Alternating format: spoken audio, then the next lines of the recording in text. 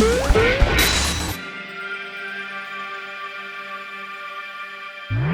everybody and welcome back to the TripleJump Podcast. It's a video game podcast. My name is Ben. And my name is Peter. I was about to slam the table. That's the wrong podcast. It's a video game podcast. Right. The official video game TripleJump podcast. And my name is Peter. Hi Peter. Hello. How are you feeling today? I'm okay. A bit sleepums. Yeah, tell me what happened. Some annoying neighbours. Not even neighbours. They're in a different building. They're across... I don't have a balcony, but I've got full-length windows on one side of my building, one side of my flat, and opposite there's a building where there's balconies.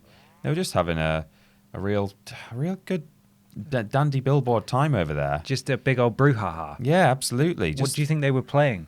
What were they playing? What do you think they were? What video game do you think they were playing? Oh, I don't know if they were. I think they were playing young people drinking the alcohols and doing the sexualness is Dance vodka revolution. Yeah, possibly.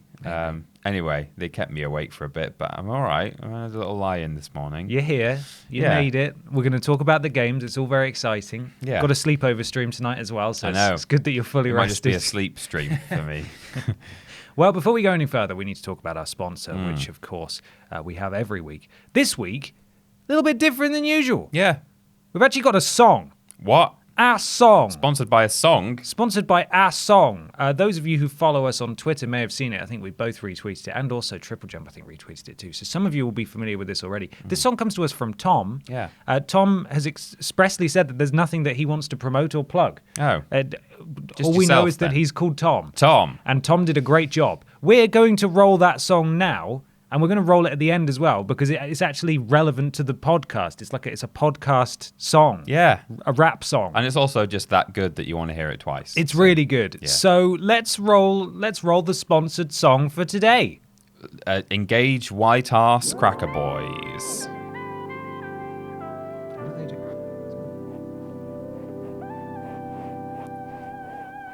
Ugh.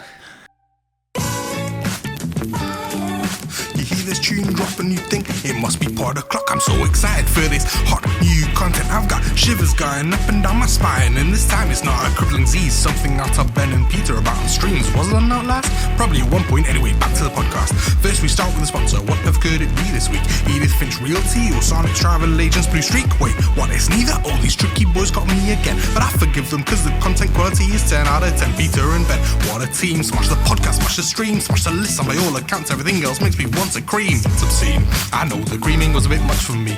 Anyway, let's not get distracted. Where the flipping heck were we? I believe a question from a patron is what's coming next. One of those lovely people who can afford the speech from text. They are the best, no doubt about it. I'll shout about it in a room that's rowdy and rather crowded. I'll shout it loud and proud until they all know what I'm saying. Start paying attention because the next section is what we playing. Yes, it's revolutionary, which can be scary, but take your heads out of the sun under which they are buried, because this section is actually pure genius. More clever than Stephen Hawking and more magic than a genius. It really is, but it's too complex for my brain, and all I know for sure is that it's damn entertaining. And you can show appreciation by monetary payment. What's that coming over the hill? It's looking really strange and somehow newsworthy too, like an article that's published by Kotaku. Strap in, ladies and gentlemen, you're about to be confused. As the GOATs of YouTube read weird news. As new controller you can strap it to your bum. Single men from 40 up have said, quote, it's really fun. I'll use it in my gamer girl bathwater, son. And don't you think it's weird that was said by more than one? Moving on, after another question, it's something massive like the boil on my Wilson. We might just have to lance it. What's that? No, nothing. Then why are you blushing? Don't change the subject. Look at that big discussion. No, it's way too big, and it's gonna start crushing everyone in the building. Look, it's already brushing up against me. Oh wait, hang on, it stopped. Now let's talk about it. Did you know you can now adopt a child straight from your screen while playing The Sims 3? You create a family and the code can legally clone a child from your save and then post it to you for free. Think about it, you can have your own homegrown tiny P. And that's a wrap. Well done for keeping it PG. Don't get them monetized. Anyway, love you guys. Peace. Peter, where can people find us? We are Team TripleJump. But that's a lie. Oh, it's not a real sponsor. It's not a real song. It's just a fan who did. Well, it is a real song, but it's just a fan who did a song. He's not sponsoring us at all. He's not. Thank you, Tom, for that incredible song. We'll listen to it again at the end. The real sponsor, of course, as is the case every week, is the wonderful patrons at home. $1 or more, Peter, gets you access to our Patreon, patreon.com/Team TripleJump, and allows you to submit questions for the podcast, as well as unlock a swathe of other rewards, right? Well, not from $1, but yeah. Well, from $1 up. From $1 From $1, you get to see podcast posts asking for questions. Yeah, you do. But you can get others, right? And that's it. But if you do other tiers, there are different rewards. Yeah, so you'll just have to go and look at those patreon.com Worst games ever early and things like that. Yes. But we've got questions, as you said, submitted by those $1 plus patrons. Patronons. I've got one right here. Would you like me to read it? I think you should. From David Lever, or in America, David Lever. David Lever. Yeah. You travel back in time 1,000 years, and you're holding... insert video game console here in your hand. How likely is it that you're burnt as a witch? I've got quite a straightforward answer to this. Go on. Time travel's not possible. So we're now going to do What We Playin. No, that's not it. That's not my answer. That was really funny, though. Was it? Yeah, you really got me there. Thanks. I thought we were actually going to move on. Oh, did you? Yeah, I really thought that was going to be it. I thought, wow, he's really got it. Yeah. He's so much cleverer than the rest of us, Peter. No, time travel is actually possible. It is. And my answer would be, I think it depends entirely on whether it's a home console or a handheld with charge in it.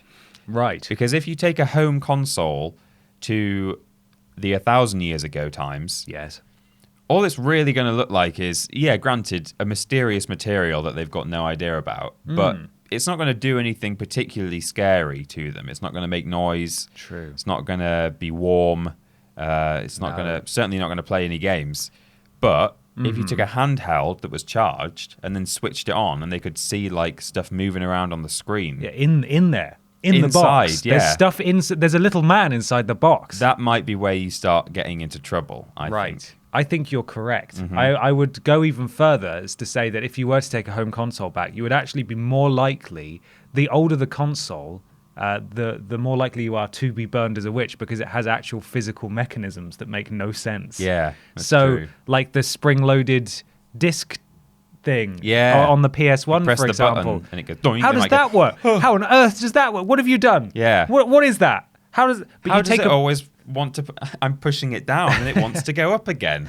You take an Xbox, what? It's just a box, isn't it? You take a PS4, cube. it's got no external moving parts, No, really. you're right. So you take a PS1, you're dead. You're a dead man or woman. If you took a Wiimote, they might think it's some sort of magic wand. They might. Yeah. It's got buttons on it that make a noise when you press it, like tick, tick, tick, tick, Yeah. tick, but it doesn't actually do anything. Or especially a PlayStation, the motion control, the wand. The wand, yeah. I mean, PlayStation Move. That really does look like a wand. It actually does. Yeah.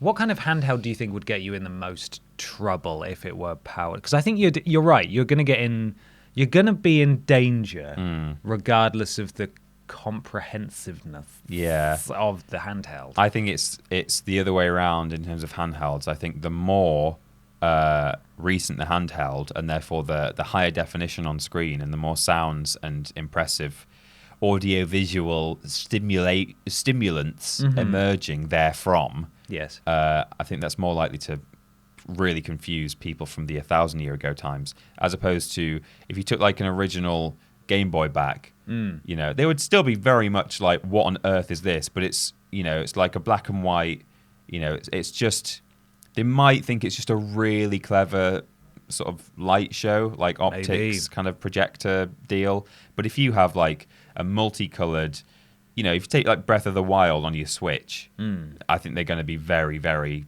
perturbed by that. That's true. Yeah. Have you... What are your thoughts? I completely started the wrong train of thought there. I just started a sentence. Have you? Do you reckon that it would be something of a terminal velocity kind of situation where actually it doesn't matter how comprehensive the handheld is, because anything that's not explainable by their understanding of the world would immediately label you as a witch? It doesn't matter how much more complicated it gets. Yeah. Doesn't matter how shiny the people in the screen are. The fact that they're there at all is enough. Yeah, maybe so. I mean, the one thing we do have on our side is that if my knowledge of historical witch trials is correct, Which I imagine it is. I think 1,000 years ago it wasn't really the height of witch fear. I think it was more recent than that. I think it was like 1400 or something. So you would go and meet the maester. You'd be introduced to the maester or whoever it is. Yeah, they might just think that you're some really clever person. I don't know. How does it work? I don't know. Yeah, but certainly in about 14, I think it was 1400, you'd be in big trouble. I think if you took a switch Absolutely. back. But I think you might be right. Actually, there might be just as you say, a terminal velocity thing where immediately from Game Boy onwards, it's like, no, this is you're doing the witchcraft. I don't know if it's just because I'm older. It's sort of this is tangentially related. I'm not sure if it's just because I'm older, but certainly I still find Resident Evil 2 on PS1 more unsettling than Resident Evil 2 on PS4, just because it's muddier and slightly more unwieldy. I think I would be more frightened by a game on an original Game Boy or like a Tamagotchi where it's like, oh, it's making weird noises and you can't really make out what's going on, as opposed to like a Blu-ray quality film that you're playing on your Vita, for example. Yeah, you're right. But again, I imagine you'd just be killed quite fast. Yeah, probably. That's Peter, a good point there. It's time for a section. It's new. It's brave. It's bold. It's losing its hair, but it is brave. Are you ready? We've bought it a wig. It's fine. It's what are two paying?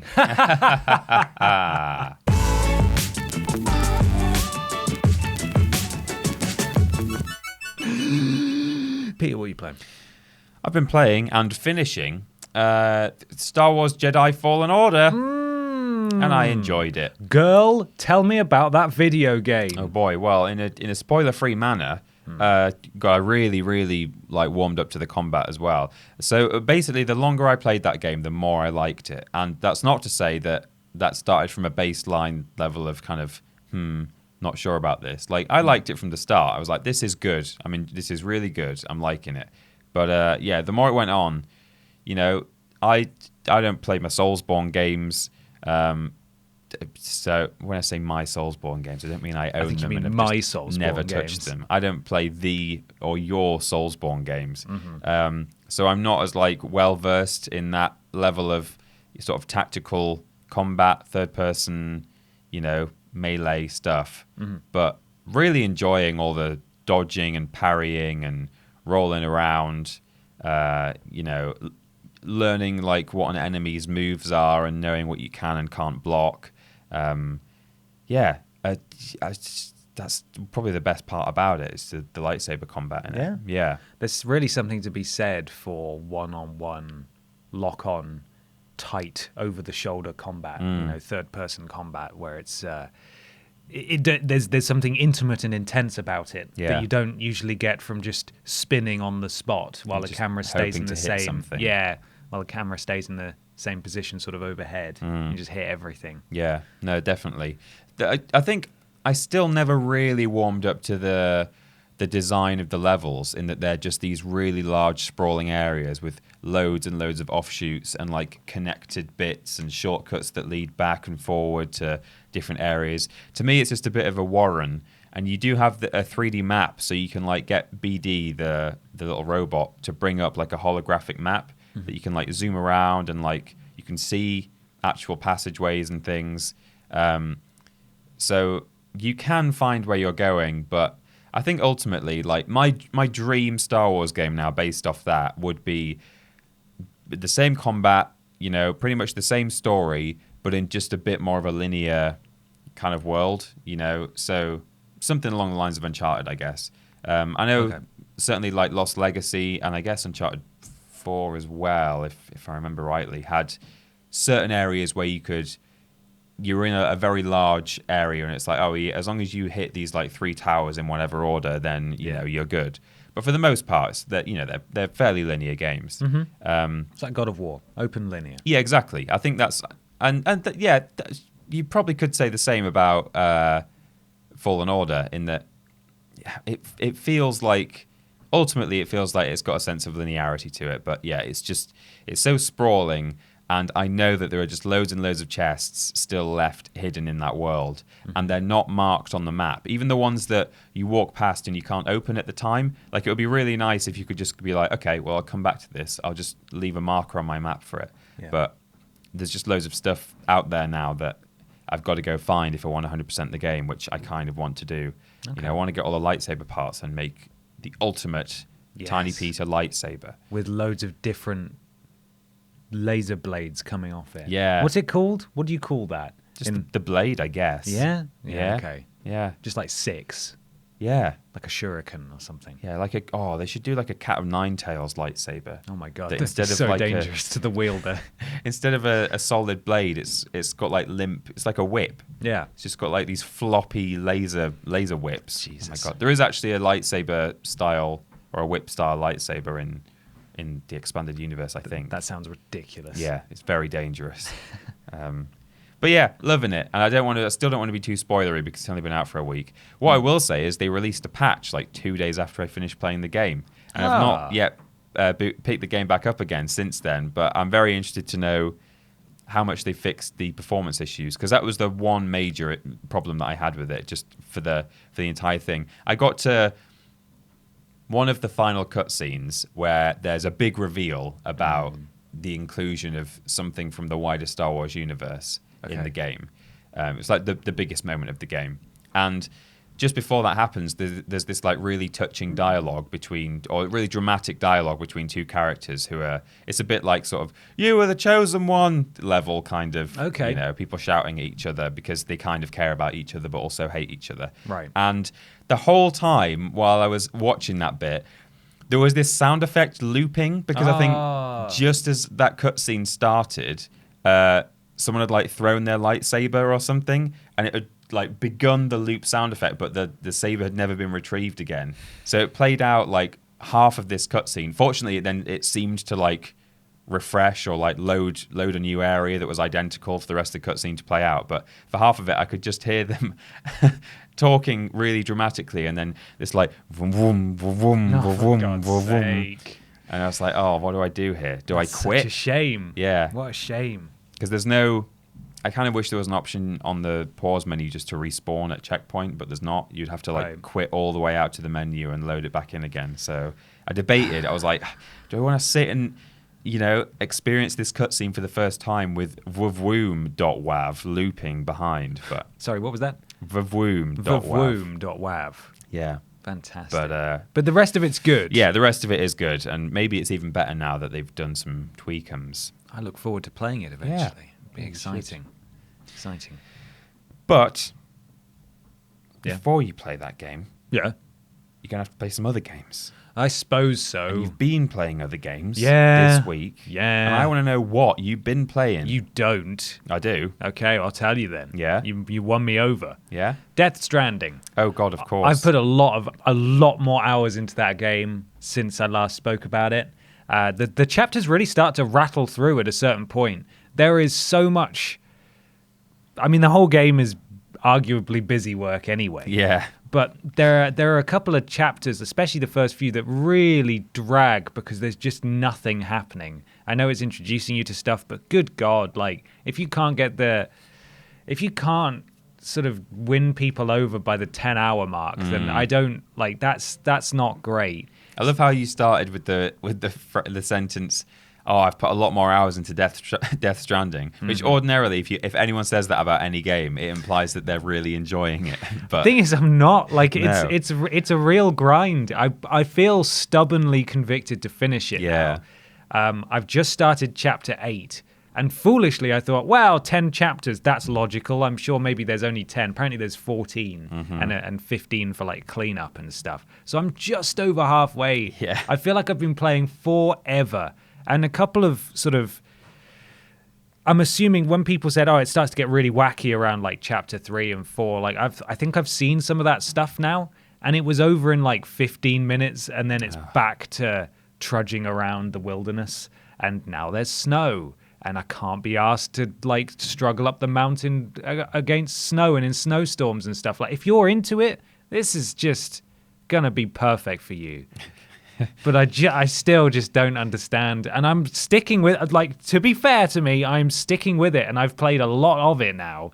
And I stand by my conviction that this is a meticulously crafted game. Like, he has put so much effort and time and thought into delivering packages. Like, there's so much to it. So much. If you want to get really serious about this, there's so much you can do to streamline and perfect your package delivering service. But ultimately, each new milestone, each new level 3 bridges boots schematic unlocked, every new thing you get is just a way to make the core gameplay ultimately less painful to endure. Yeah. And that is such a weird philosophy to approach a game with. Hey, how can we make my boring gameplay less painful to play? Exactly. Yeah, that's what I was going to say. Yeah. People are going to love it, and that's fine.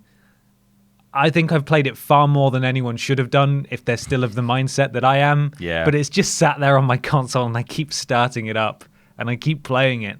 And I haven't had a chance this week to touch it, but I'm gonna try and finish it. I'm gonna do my best, and I will continue to have an open mind. I haven't made up my mind, but I'm still waiting for that moment where the game makes me think, oh, it was worth all. This is what I was waiting for. I must be about 23 hours in now. Oh, God, thereabouts. It's a lot. It's a lot about. I played it all of Sunday, and I was getting more and more frustrated as the day went on because I just wanted to get to the next bloody cutscene, and I kept making. You know, when you make, it's my fault. You know, when you make stupid mistakes in games, as you get more frustrated, you're like, well, one more thing that makes me angry, and I'm turning it off. Yeah. And you deliberately start playing badly. Yeah. Because you want to turn it off. I was doing that. So I was like taking direct routes up like sheer rock faces and stuff. I was like, stupid game. Why am I falling down all the time? It's my fault. I realized that. But it just reached a point where I was doing the same thing for so long that I just needed to stop playing. So yeah, that's Death Stranding. But he's got an open mind. He's not made his mind up. I've not made my mind up yet. I'm still awaiting the moment, the eureka moment that makes this all worthwhile. So we will see. Well, it's going to have to be incredible though, because you've put in 20 odd hours. Yeah. And not really had that much enjoyment out of it. No. So for the payoff to be worth that amount of time, you know, it's got to be enormous. Kojima's going to have to come round to my house and make me dinner. And give you all of the profits from the game. Yes. Yeah, all of them. That'll be it. So Death Stranding. It continues. Let's leave it at that. Yeah. Shenmue 3. I streamed an hour of that. Oh, we were lucky enough to be sent a copy of that. We were sent it a little late, unfortunately. Otherwise, we would have covered it properly in a quick scope and stuff. So its arrival was kind of a surprise. So I thought, well, I'll stream that. I went into it with the most open of minds. I'm sounding really negative this set. This guy's a bit negative. What's up with that? This guy's a bit negative. What's with this guy? I went into it with the most open of minds, and I knew that it is made for people who are fans of a game series that ended 20 years ago, and that the gameplay is probably going to be very similar to that. There's not going to be a lot of advances in the mechanics since those days. They deliberately made it look like a game from 20 years ago. It's not visually very pretty, I will say, and the whole way through, like an hour in, I could not play it anymore. Yeah. The whole chat was screaming at me to change it to something else because I would take they? I would take maybe 5 steps and then another cutscene would happen with the worst voice acting I've ever heard in my life. And I know that the voice acting was notoriously bad in the originals, and they probably wanted to keep that by some sort of weird homage. It's just strange that this game was promoted so heavily when its audience is so niche. Yeah. Because this game has learned nothing from the past 20 years at all. And I kind of knew that it wouldn't, but I was not expecting it to be like that. I'm amazed that it was greenlit, because I know that there's been a big demand from the original audience for a sequel. But you could say the same about all kinds of games. And just because there's like this group of people saying, oh my God, they really, really need to finish this series, you know, like, you know, me and you and hundreds, thousands, potentially millions of other people would love another Time Splitters. Yeah. Or, you know, obviously Half-Life is the most famous one. But, you know, as much as you shout about, oh, they should really do that, these things don't always get made. And then out of the blue, Shenmue is made, and it's not very good. And, only that small niche is going to enjoy it. I don't see how they justified making this game because I don't know how well it'll do financially, to be honest. I don't know how much money they spent making it, but they certainly got a lot of money from Kickstarter to make it. Well, yeah. They got like $6 million. So that was, there was a demand for it. And as with Death Stranding, I sincerely hope that the people that this, more so than Death Stranding perhaps, because Death Stranding is meant to be a modern game for everyone, whereas Shenmue is meant to be for fans of that niche series from 20 years ago. Yes, the Kickstarter people. I really, really hope that people got what they wanted to from this game. There was at least a couple of people in the chat who said, I really like Shenmue and I'm really enjoying Shenmue 3. Fair enough. Good for you. Yeah. Awesome. Glad to hear that. But good Lord, you've got to appreciate that it's not aged gracefully and it's been less than a week. Yeah. So Shenmue 3, done. Let's talk about Borderlands 3. You remember that one? Oh, God. They've just released an end game piece of content, tried to play that. It's hard, so sort of gave up. Started New Game Plus. Didn't release a pause menu patch at all. Yes, they have. Have they? Yes, they have. It's oh done. My that was God. the main thing I wanted to talk about. I was joking. It's still a little bit juddisome, right? But it works a bit better now than it did before. My friend managed to... Co-op still kind of ruined, though, in that my friend went into his menu just before a cutscene, and then a very terrifying low-poly model of his character's full body was displayed over the top of the cutscene on his screen. But the eyes were fully rendered. Oh, God. Let me see if I can find you the video quickly and we can get your reaction in real time. Oh, that's like a game's done quick, speed run. They have to sometimes pause on a specific frame in a game to make a glitch work. Oh, my Christ. It's like a ghost. It's just really fuzzy and weird. There's a zoom on the eyes in a second because the eyes are... They're blinking. The eyes are fully rendered, but everything else is like a weird, fuzzy ghost monster. That's horrible. Utterly horrifying. But, Borderlands 3 is great. We got a question that we didn't actually include this week, but someone said that they played the free weekend of Borderlands 3 that's just gone past, and they're like going to get the full game now. Mm-hmm. It's a fantastic game. As much as I had some issues with it, I think it's brilliant. And, just started New Game Plus, so I might just... smash through that again in co-op when I have the chance. Fantastic. You've been busy. This week. Been real busy. Peter, next question. What we got? This is from MacIver the Mark. I assume that's an uppercase I, not a lowercase L. Yes, it is MacIver the Mark. Okay. Yeah. Hi, lads. I wanted to know your opinion on something my friend said to me this week. He claims that if you don't like a genre of games, there will never be any exception, and it's pointless trying stuff in that genre. Whereas, for example, I don't typically like city builders, but loved city skylines. Do you feel it's a uniform rule, or can there be exceptions? I would say there can absolutely be exceptions. I'd say there's no rule at all. Quite frankly, screw up that rule and throw it out the window. All the exceptions are allowed. Apart from don't murder innocent nuns.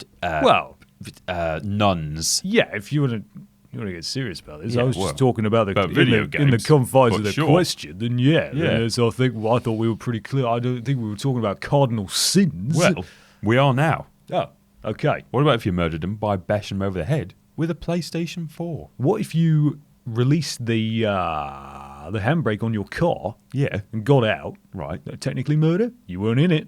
No. It wasn't your fault. So I said, basically, and that's okay. Basically, this is me advocating for car crimes. I can just see Simon Miller in the dock for manslaughter, and he said, "Well, that's okay.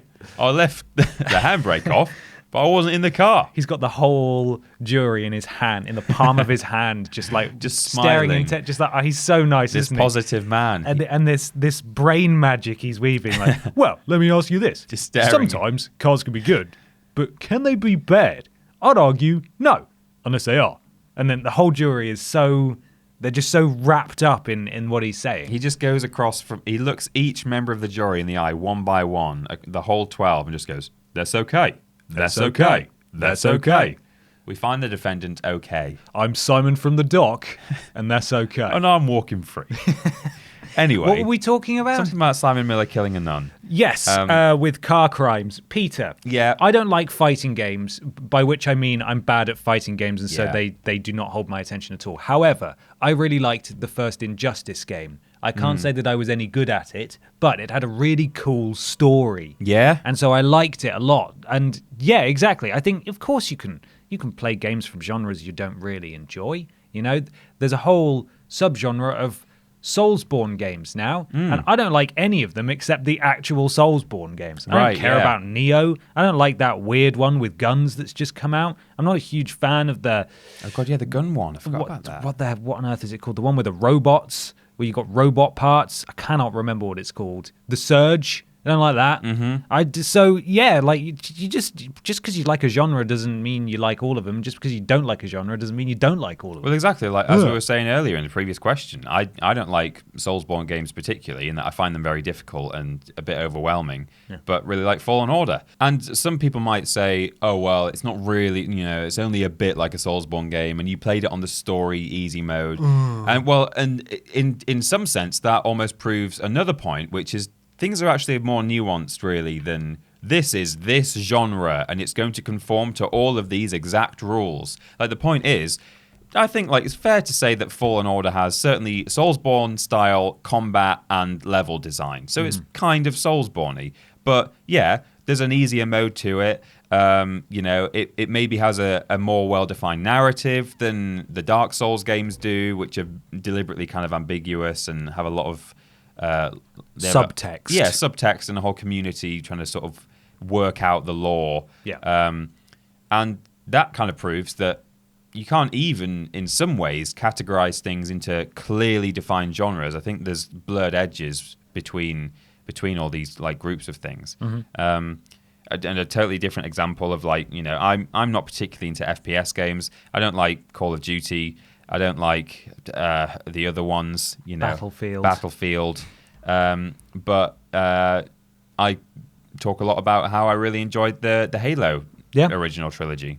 And I think part of it is to do with setting and narrative and things like that, rather than just the gameplay. I didn't really play it for the gunplay, although to an extent I did. I think it's quite well done. But it's a very complex.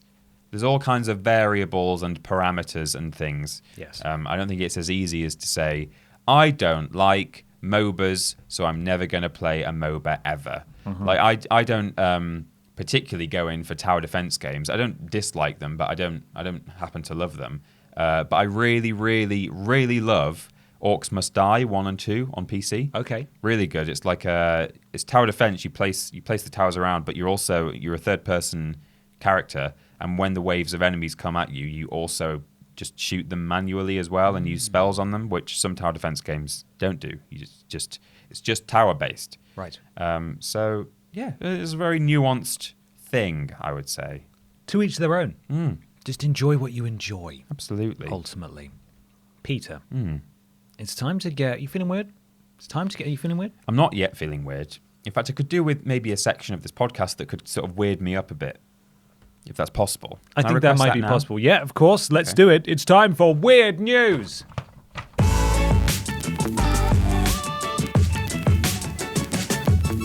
Peter, tell me about your weird news, Peter. Tell me about your weird news, please, now. It's an update to an ongoing saga frequently covered on this podcast. What's happening now? According to Kotaku, Ethan Gach, G-A-C-H, Ethan says, Fallout 76 players can't shoot pacifists, so they're nuking them instead. Good. Things are just going from bad to worse. Good. In Fallout 76, other players are only supposed to be able to kill you if you shoot back. But there are ways to game the system, the latest of which involves killing bystanders with radiation poisoning. There are so many ways to die in Fallout 76, from being blown up by scorch beasts to glitching through the ground and ending up halfway across the map in a catatonic state. Yes. But even while the game allows people to explore at their own peril, Bethesda has always tried to keep a tight leash on PvP action. If someone starts attacking you, you won't take damage unless you fight back. Also, an entire setting exists called pacifist mode. Pass the fist mode to help prevent players from accidentally dueling. Radiation poisoning gets around these restrictions. I think my face has radiation poisoning. Since it counts as an environmental hazard, it can be inflicted on players whether or not they return fire. This is why, for example, it's possible to grief someone by launching a nuke at wherever their campsite is, potentially ruining their day by spawning monsters and rads until they disconnect from the server. Using this logic, some players have recently been making liberal use of nuclear proximity mines to cause similar trouble. While the explosions from the mines are harmless to pacifist players, the radiation they release is not. It goes on. So, for God's sake, essentially, things are just going from bad to worse. The class warfare that's happening over there. Yeah, they've worked out now how to attack players in pacifist mode. That don't want to get involved in the class warfare. There's a quote here. Just left a server with a level 800 plus using Plague Walker and Nuka Mines combination to kill players while they're using vending machines at White Springs train station, one player wrote on Reddit. Level 800? Apparently. Are you joking? This kind of behaviour is very toxic and needs to be stopped before it gets out of hand. I am posting this alert as a PSA to the community. If you're at a vending machine and start taking damage and hear Nuka Mines start to detonate, then you're the target. No. Protect yourself. No. Thank you very much, Ethan, for that write-up at Kotaku.com. Oh my God. So I would be very interested to learn if anybody who listens to this podcast is playing Fallout 76, because in spite of everything, it has a community of players who are really into it, apparently. Yeah. As much as, I defended it myself, as soon as I got my platinum, I was out of there. I don't want to. I'm done. And so much has happened since you left as well. I know. Which, if you were still there, maybe would have put you off as well. I think I finally deleted it from my console because it kept downloading 30 gigabyte patches. And I was like, stop. You've got to stop, guys. Patches almost the size of the original game again and again and again. Yeah, absolutely. Oh, God. Atrocious. I've got a weird news from you. Okay. And I'm going to give it for you. Oh, okay. Are you ready? This is also from Kotaku. Oh, they're doing good. They're doing great this week. This is from Brian Ashcraft. Are you ready for this one? Yes, Brian. Man spends $1.4 million on game character, which his friend then accidentally sold for only $552. Oh, can I guess what country this comes from? Go on. South Korea. Oh. It's a big industry over there. No, it's Asia, though. Okay. Whoops, it begins. According to South China Morning Post, a man in China spent an eye-watering $1.4 million on his character in MMORPG Justice Online. How? I don't know what makes a character worth that much to begin with. No. His buddy accidentally sold said character for a mere $552. The man filed a lawsuit against game company NetEase and his friend. Well, former friend, I guess. Yeah. The friend, defendant, had been loaned the character and reportedly tried to sell it back to the man for 388,000 yuan, or $55,138. Hang on, $55,138 instead. Jesus, this is confusing. Instead, it was listed for 3,888 yuan, $552, on NetEase's in-game marketplace and was soon purchased by another unrelated player. Oh God, so did he put the decimal point in the wrong place? Well, apparently so. Oh God. It kind of explains. During the court mediation that followed, the defendant claimed the shockingly low price was due to a typo induced by exhaustion after a marathon gaming session. Oh my God. And now I've got to scroll past several adverts. Here we go. South China Morning Post reports that the suit was settled by a judge who mediated the proceeding online. Authorities in China are now pointing to this mediation as a way judges can oversee legal disputes remotely.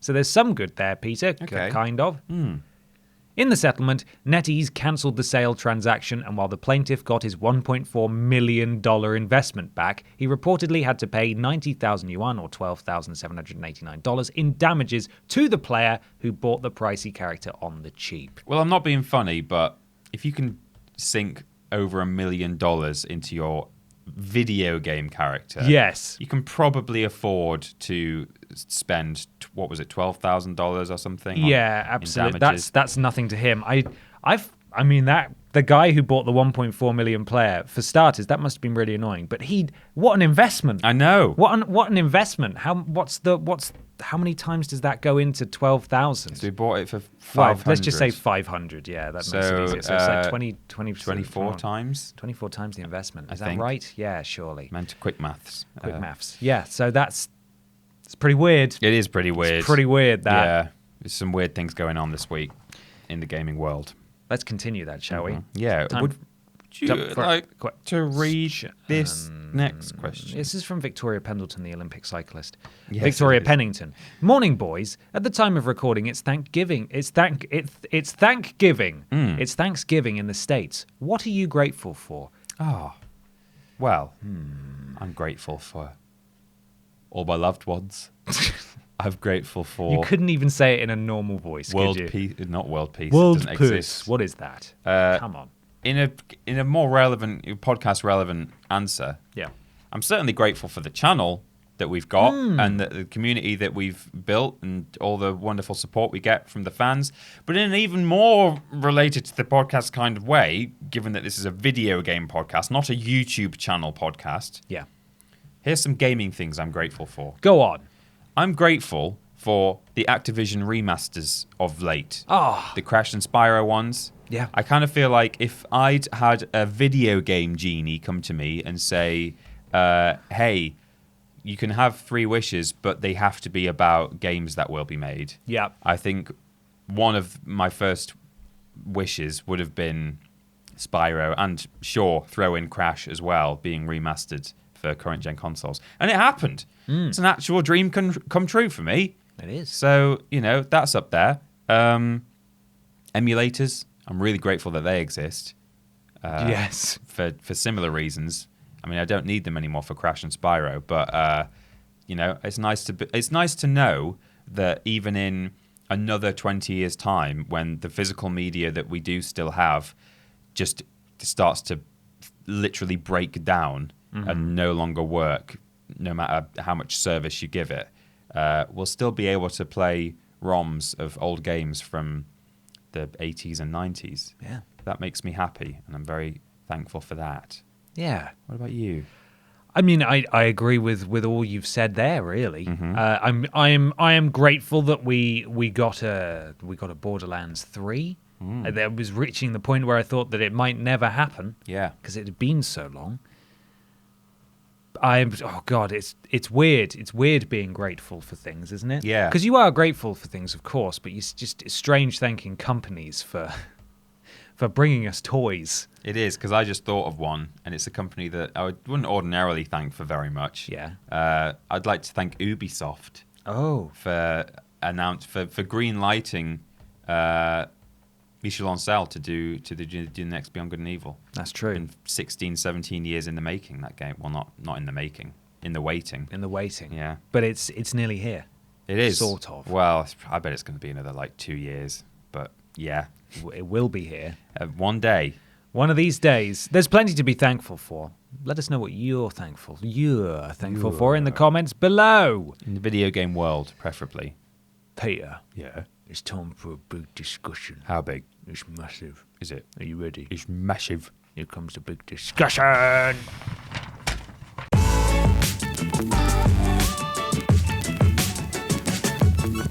Huge discussion time, peeps. Hello, I am Hugh Discussion. I am huge discussion. Yes. This comes from Harrison Calnan, who asks, or who says... Harrison's never asked a question before on the podcast. Well, this is an older one as well. I picked this out of the vault. Oh. So this is from a few weeks ago, I think. Okay. You have been approached by Sony to design a new mascot-led franchise for the launch of the PS5. Peter Austin, welcome to the PlayStation building. Thanks. Take a seat. Would you like a water? Do you have any Monster Energy drink? No. Oh. Kojima took all of them. Oh, God, okay. They're all inside every copy of Death Stranding. There's no more left in the real world. Oh, that's a Is shame. water okay? It'll do. Here's some water. Thank you. Take a seat. Take a sip. Are you comfortable? Not really. I don't like the backs on these chairs. Okay. Well, sort of squat. Squat then. Peter, thank you for coming to the PlayStation building today. Thank you. We'd like you to design a new mascot for a brand new franchise that we want to launch with the PS5, which is a year away. So you haven't got long. Okay. No, I've got it. I've already got an idea. You've already got an idea.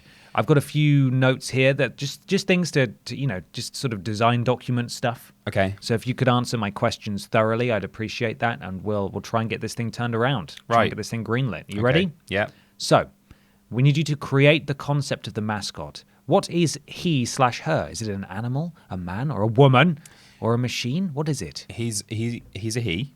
Okay. And he is a big bundle of... He's a big sort of cluster of small rocks, and his name is Knack. Okay, that's interesting. We've got one similar to that at the moment. Oh. Hi, I'm Mark Cerny. Mark Cerny. This is Knack is the key to all this. My idea. Yeah. Okay. Well, forget that then. Okay. I'm sure that'll do very well. Yeah, it's already done brilliantly. We've greenlit 3 trilogies. Okay. What have you got? What else you got? All right. How about a flying squirrel? Squirrel. A flying squirrel. A flying squirrel. Okay. Does it have a name? His name is Skitter. Skitter. Or maybe Skittle. That's a bit more sort of young audience friendly. Skittle the squirrel. Yeah.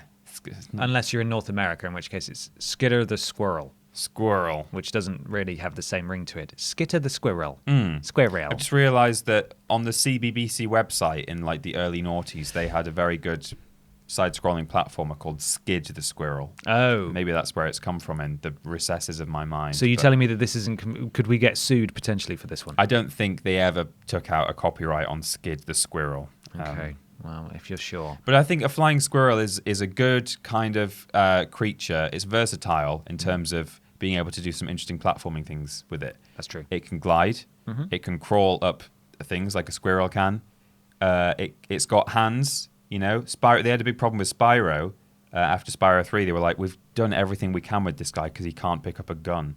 That's basically what they said. Right. Or not necessarily a gun, but another object. He can have a gun on his back. He could, yeah. Cowards. What would you say the goal of Skitter? Skittle. Skittle, the squirrel, is? What's the plot? What's he doing? I don't know if flying squirrels have the same behaviours as British squirrels do, but the winter's coming in. Yeah, gotta stock up before.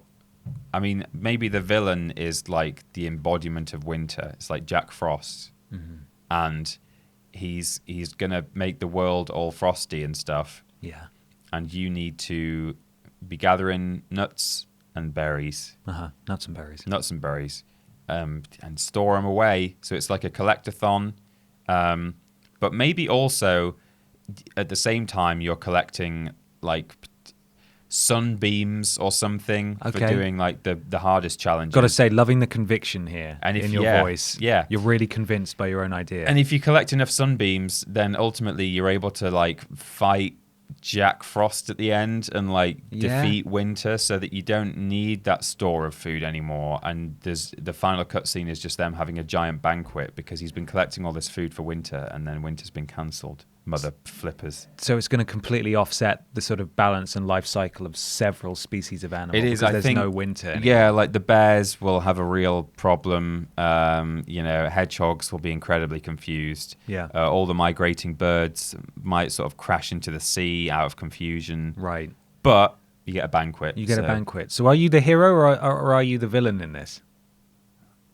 That's actually the twist. That's the twist, is it? Yeah. It sounds like you've just decided that now. No. That was always the idea. Okay. I used to work for Naughty Dog. Who? Naughty Dog. Are they one of ours? They might be. Yeah. Are they? Okay. I think so. They're a small company. They've done a few indie projects. They must be. I've never heard of them. But they did this good one where at the end of the first game that not the first one, of one of the games that they made, there's a bit of a thing where it's like, oh wait, am I the bad guy? They did that. They did quite a famous game where near the end you have to make you don't even get to make the decision, but a bad thing happens. But it's from one of ours.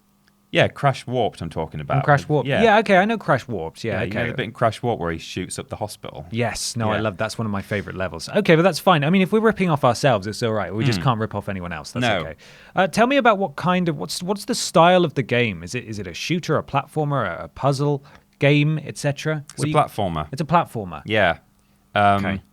And by that I mean the entire world is made out of actual platforms. Right. It's not sort of designed to look like a forest or a grasslands. Mm-hmm. It's just sort of wooden discs. So can the trees take root, or how does that work? No, there's no trees. There's no trees. So where's the berries coming from? Do they they're just lying around. They're just lying around. Do they glow or something? Yeah.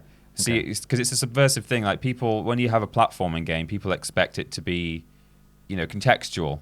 So you're actually climbing around on rocks and stuff like that. Rocks and stuff. But this is it's like Kojima or something. He's saying, you know what if, or it's like Peter Molyneux, what if the platforms were actual, just man-made objects, like sort of scaffolding. Okay. You're just on scaffolding for the entire game, and it all looks identical. It sounds great. Mm-hmm. It sounds really good. Yeah. Does he have any catchphrases? Oh yeah, he does. Yeah. What's he got? No, that was it. Yeah, he does. Yeah, he says that all the time. Oh yeah, he does. He does. Excellent. Well, that sounds brilliant. Peter Austin, thank you for coming in, Mr. Austin. Thank you very much. Peter, Mr. Austin, Mr. Peter, and we'll be in touch about what was it called? Skittle the Squirrel. Skid Mark the Squirrel is coming soon. Skid Mark the Squirrel. Launching with PS5. Okay, well, we'll be in touch with you. Thank you for coming in. Okay, well, thank you. Thank you. Thank you. Oh, hey. Hi. Sorry, we were just dealing with a different guy who's come to pitch an idea. Oh, that's okay. I'm very nervous. It gave me a chance to just sort of mess up your bathroom. Oh. Yeah. Okay. Is that relating? Is that what? Is that like a concept piece for your game? Or No. I'm just genuinely very nervous about this pitch meeting. Thank you for seeing me, though. No, that's fine. That's fine. So basically, the idea is, we've got a new console coming out. Okay. It's called the PS6. I'm sorry? The PS5. Sorry. Oh, okay. And we need a new mascot for it. Okay. Are you aware of gaming mascots as a concept? I'm aware of games. Okay. Yeah. So we need you to come up with a character to kind of represent the new console. Okay. We've got a little design brief here. Okay. Could you maybe let me know the sort of the main concept of the mascot itself? What is he or her or it? Okay, so sorry, I'm very nervous. It's about a stoat. Right. What's the stoat called? Do we have a name? So it's a stoat who's missing a foot due to necrosis. Oh. And it's called. It also has a goatee. Right. I see where this is going. I have a picture. If you'd like to, there's a picture of it there. Oh God. It's quite gruesome. I thought it would be a bit. Oh yeah. Okay. Its name is Otis as well. It's called Necrosis Otis, the stoat with the goatee. Right. That's its full name. We could also call it the stoaty with the goatee. Oh, the goatee, the goatee stoaty. The goateed stoat. It's the goateed stoat. You see. Yeah. Necrosis Otis, the goateed stoat. You see. Yeah. That's what it's called. That's good. Yeah. Thank you. I like it. Mm-hmm. So tell me about Necrosis Otis. What does he get up to? What's the goal? So, I'm envisioning some kind of comedy horror game. Mm-hmm. I think you've already got one called Med-I Eval. Yeah. And it's got Sir Daniel Foursquare in it. Yeah, with his Sir Daniel Fourchan. Yeah, it's Sir Daniel Foreskin with his one eye. Yeah, with his big eye. Yeah. That's why it's called Med-I Vil. Med-I Vil. Yeah, Val. So it's in a similar spooky vein to that. And so what did you ask? Sorry, what was your question? What's the plot? What's the plot? So because he's got necrosis, bits of him have come off. Right. And you need to go and get the bits of stoat back. Right. And there could be a very regional northern joke about confusing a stoat for a stotty, perhaps. There's at least one option there. There's a lot of options. There's a lot of options for comedy. For bread-related stoat Huge pun opportunities here. Is that how necrosis works? Do your bits just fall off completely intact? Well, I googled necrosis before I came in. Oh, that's probably why you need to use the toilet. Apparently, apparently I ate something that had died inside me. Right. Apparently it's like massive. It's like cell death of a thing. Yeah, it is. So I thought it just rotted away, though. can I be honest with you? Yeah. It rhymes with Otis. Well, yeah, that's true. So maybe we have to take a little bit of creative license with the definition of necrosis, really. Yeah, I mean, leprosy might be better. I think bits fall off a bit more with leprosy. How would you feel about Tennille the leproseal? The leproseal. Yeah, the leproseal. I Yeah. like this. We're coming up with stuff on the fly. Yeah? It's great. So what does Tennille, did you just say? Yes, that's a real name I've seen in the wild. Okay, what does Tennille the leproseal do? What's the style of the game? Well, I don't know now because I came in here to pitch We can go back to Otis if you need. necrosis, Otis, the goatee. What was goateed it? The goatee stoat. You see, Yeah, that's who I came in here to pitch. I don't have anything for Tennille the leproseal. I see. You see? I see. I seal. Well, tell me go back to Otis. then. Otis. What do you want to know about Otis? What style of game is it? So it's a hardcore third-person shooter. Right. Every time you lose a limb, you gain a gun. In place of the limb? No, Where? just around. What, flying? No, it's Like just Rayman? no, it's just there Where? on the about We've got artists who need to draw this. You're going to have to give them direction. the floor. But moving with you, or is it just get No, left it's in just on the place? floor. Every time you lose a bit, a gun happens. Right. You ever seen a gun happen? No. Okay. It's like the Kojima game that's just come out. Yeah. They talk about the Death Stranding. This is kind of like that. It's called the gun happening. Right. There's just guns everywhere. Okay. Yeah. Well, I like it. Is there anything else you need to tell me about Necrosis Otis, the goatee stoat you see? We've got a big partnership with Blue Bolt, Sainsbury's own energy drink. Okay. Do you think we could incorporate that somewhere? Yeah. Yeah?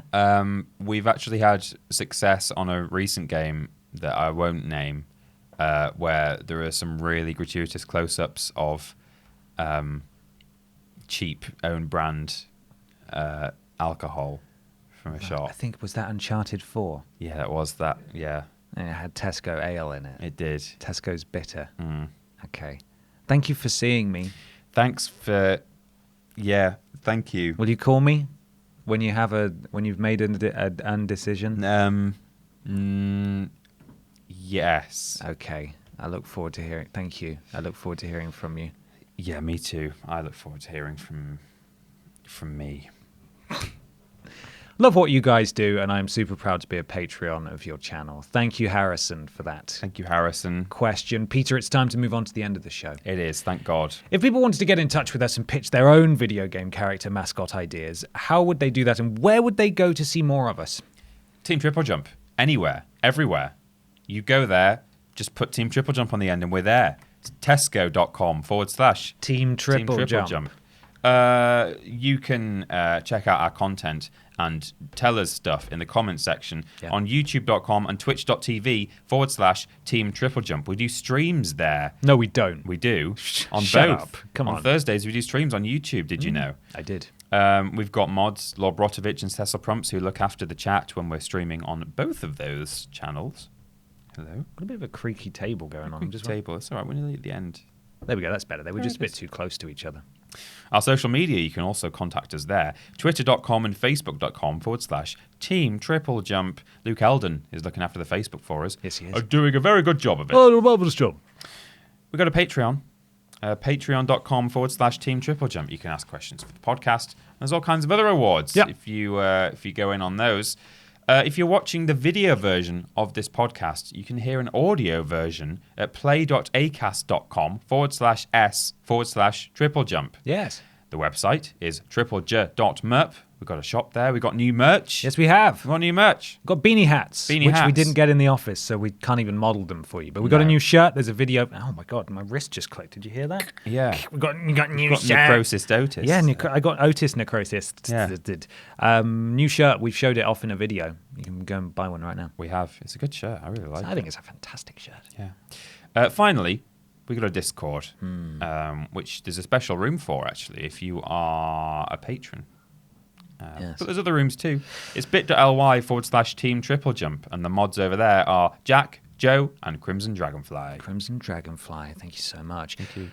Follow us on Twitter if you fancy, at @PeterAustin and @confused_dude, and on Instagram at @PeterAustin. Shush. That's my alarm telling me we need to start a new recording. Yeah. And at BenPotter20 if you'd like to see some behind-the-scenes stuff that we post sometimes on there. We do lists every Tuesday and Thursday streams, every Monday, Tuesday, and Thursday, Monday, and Tuesday being solo streams on Twitch, and Thursday being on YouTube, as Peter said. Worst Games is fortnightly, Friday for patrons of a certain tier, Sunday for everyone else. It is a Worst Games Ever week. Yes, it is. So there'll be a Worst Games Ever episode out tomorrow, that being Sunday, and yesterday, if you're a patron. Fantastic. Podcast, of course, is every Saturday. Please leave us a review on your platform of choice, or iTunes, whatever. Appreciate it. Helps something to do with algorithms. Peter, a couple of things before we go. Yeah, a few notices. Charity stream. We did that last Saturday. Oh my goodness. You guys Are crazy. You guys are crazy. £1,900 is what the current total is. Wow, is that we raised? Yeah, this was for the Pawsome Players Cats Protection League weekend. We were streaming alongside Boof and Radders and a couple of other fantastic, wonderful people as well. It's well over $2,000 dues there. It is. It's a significant amount of money for the cats.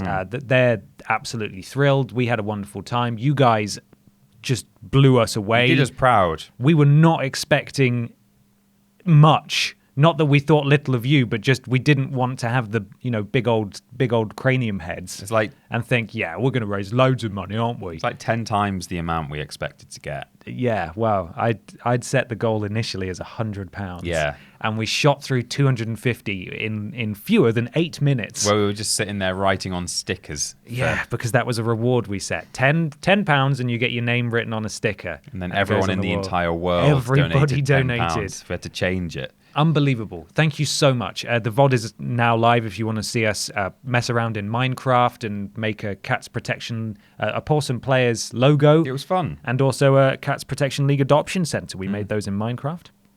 You can go and look at those. Main Menu. We got a new episode of Main Menu that went out yesterday. We were cooking Sol Tuna from the Outer Worlds. It is, I think I can still taste it, to be honest. Yeah. So please go and watch that if you haven't already. T-shirt competition, and I will also say worst game submissions for the unboxing video we're going to do. The cutoff is this weekend, basically.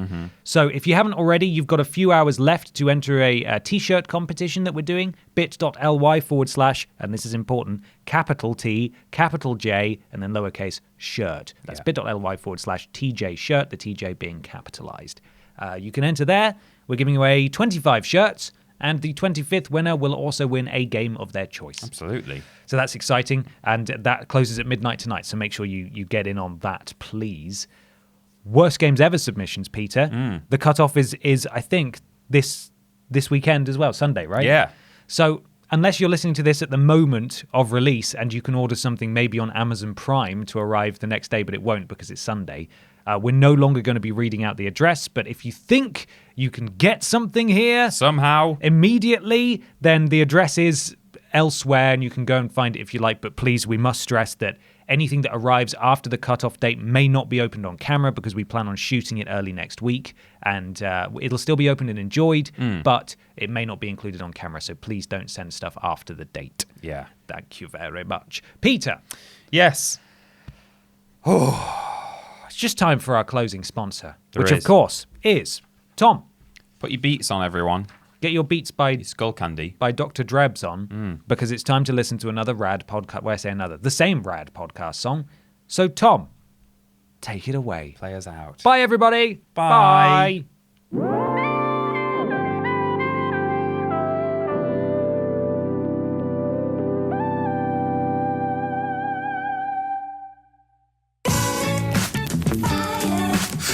Tune drop and you think it must be part of the clock. I'm so excited for this hot new content. I've got shivers going up and down my spine, and this time it's not a a crippling disease, something out of Ben and Peter about on streams. Was it on Outlast? Probably at one point. Anyway, back to the podcast.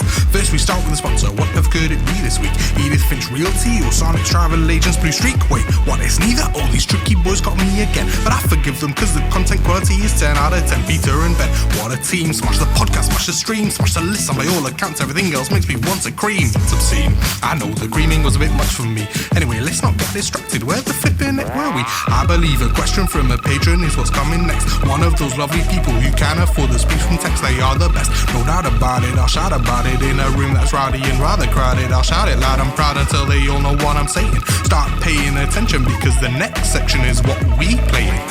Yes, it's revolutionary, which can be scary, but take your heads out of the sun under which they are buried, because this section is actually pure genius. More clever than Stephen Hawking and more magic than a genius.